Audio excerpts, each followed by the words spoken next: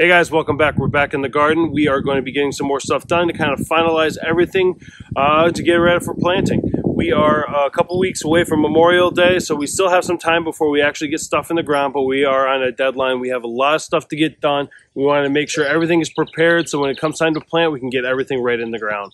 Now, next week, we're going to start working on the trellises. We'll talk about that a little bit more later and later on in the video. I'll show you what we've got going on in the garden, what we have planned for the garden, as well as some of the new things that we've picked up that we're going to be putting in. We do have some new garden areas that are going to be going in as well. All of that's going to be explained as we go. So, first up, we have a new toy. I'll show you what we picked up. Now, we've tried to clean this up by weeding it, and it becomes an absolute pain. We would like to turn this into a slab at some point and have it all be concrete. That way we don't have to deal with the weeds. But in the meantime, what we're going to end up doing is taking the torch to this, scorch everything to the ground, and then let's see how long it lasts. Before we get started, we're going to clear the area out. This is our water garden. We had this about 2 years ago. We put this together. I'll leave a link for that video above. And what we're going to be doing is moving this out to the garden itself, and we'll be setting it up out there.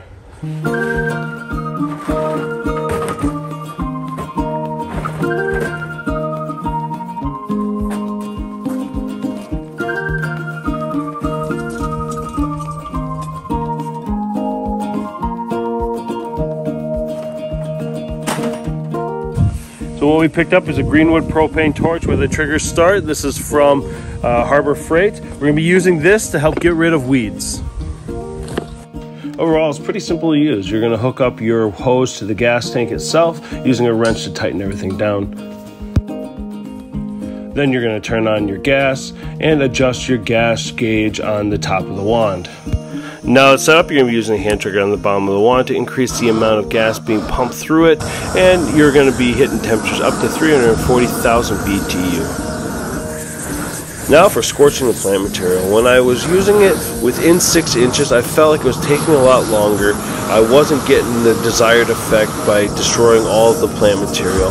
And once I backed it up beyond 6 inches, closer to a foot, I felt like the whole surface area got hotter.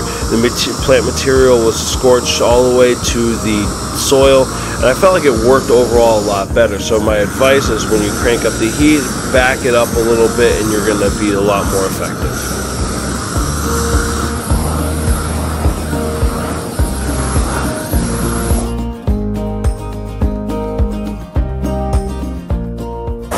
One of the things you'll find a lot of out here is a lot of extra wood. This is from when I actually built the garden beds, and what ended up happening is the boys end up using it to play with out in the garden, build stuff with it. So we keep a pile of it out here, so when they're out in the garden or we're out in the garden, they can build things with it. They can build towers, castles, or whatever they want to. So what we're going to do is kind of clean this up, organize it a little bit better, so when they do come out here, they do still have it to play with, but it's not in our way. So what we're trying to do is get rid of all the weeds that are coming up, but we don't want to use a pesticide out here, so that's why we came up with the torch. It was mainly this area and cleaning up that side. Now I'm dual wielding with a hose, and fire safety here is very important. I wanted to make sure that one, I didn't scorch the wood, and two, that once it did ignite some of the leaves, I was able to put it out quickly without any issues. So next up, we have one of the wires that holds up our string lights around the perimeter of the garden became detached from the anchor into the 4x4. So we're going to replace this. This will be a quick tutorial. If you want a full video for what I did here, I'll leave a link for that video above. For this project, you're going to need your anchors, your wiring, some wire cutters, a measuring tape, a hydraulic press to put the wiring and the anchors together, and at the end you're going to need some zip ties to attach all of the lights. Again, putting this together is pretty simple, but the big thing you need to keep in mind is when you're doing your measuring, you're going to subtract 1 1/8 from your total length between your 4x4s, and that's going to be the length of your wiring.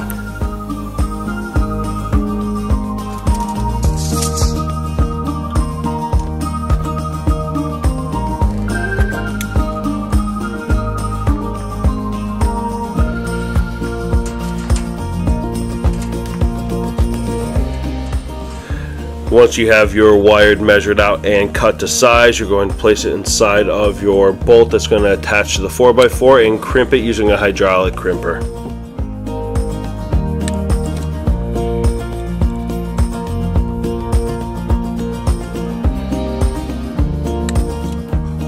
When you do put everything together, the packages for the anchors are labeled L and R for left and right. You're going to make sure the respective one goes into the respective hole, and you're going to be twisting everything towards yourself.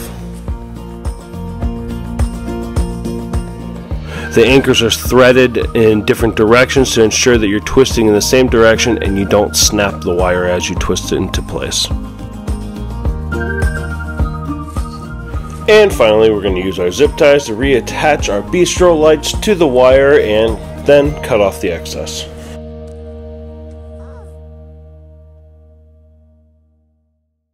Now last year when we put in the fencing, we never actually filled the holes, so we're going to finish filling the holes in and sift through all the rocks and try to get rid of as many rocks as we can.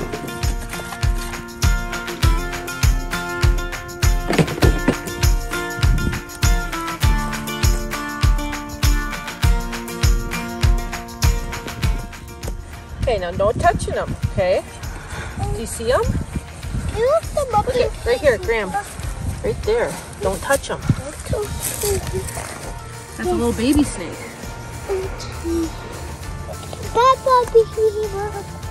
Bye-bye, baby snake.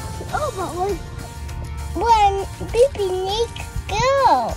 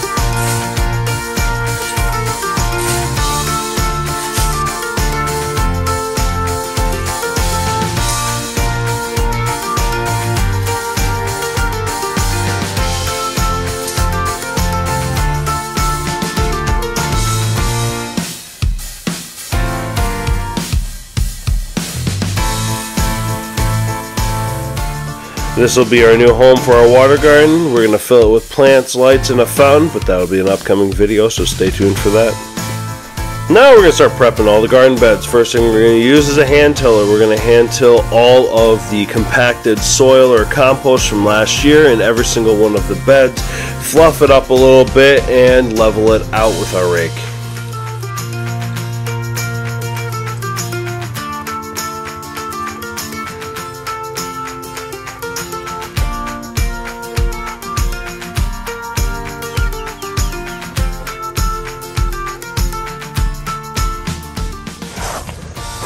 Digging in there and found a black walnut.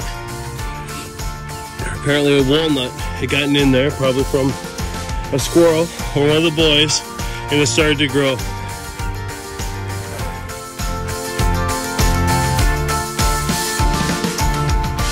Filled up, so now we're going to top it with our purple cow compost we picked up from Stony Island. I'll leave a link to that video, and this is just to refresh all of the soil and give it a good starter layer for all the new plants that we're going to be planting.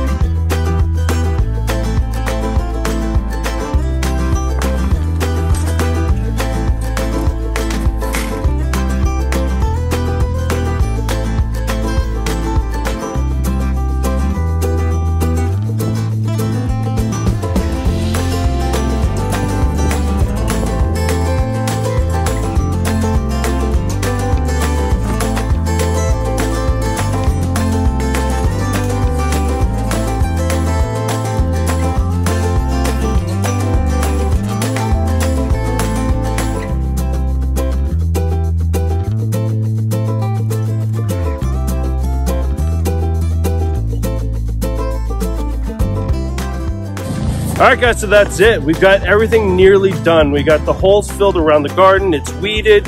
We've got the stones pushed out. We've got the fence fixed in the areas where the wiring dropped. We got the beds all filled.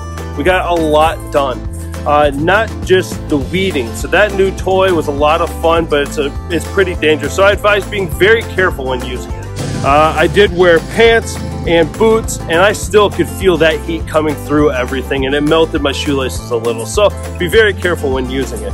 But it did a great job. I really like it. I'll keep you updated on how that all turned out, how long it takes for those, for everything to start growing back in the area where I torched. Other than that, we do have some interesting things coming up. We've got our new garden area with our water garden set up. We're gonna start filling that soon. We got potatoes and horseradish to put into grow bags we're gonna keep out here, the trellises to put up, and everything to put into the garden. We have a lot coming up over the course of the next couple of weeks. Just please stay tuned, like and subscribe, follow along with us. We got a lot of things going on, a lot of new garden areas, a lot of things that we're trying out new happening here. So that's it. Thanks everyone for watching, and we'll see you soon.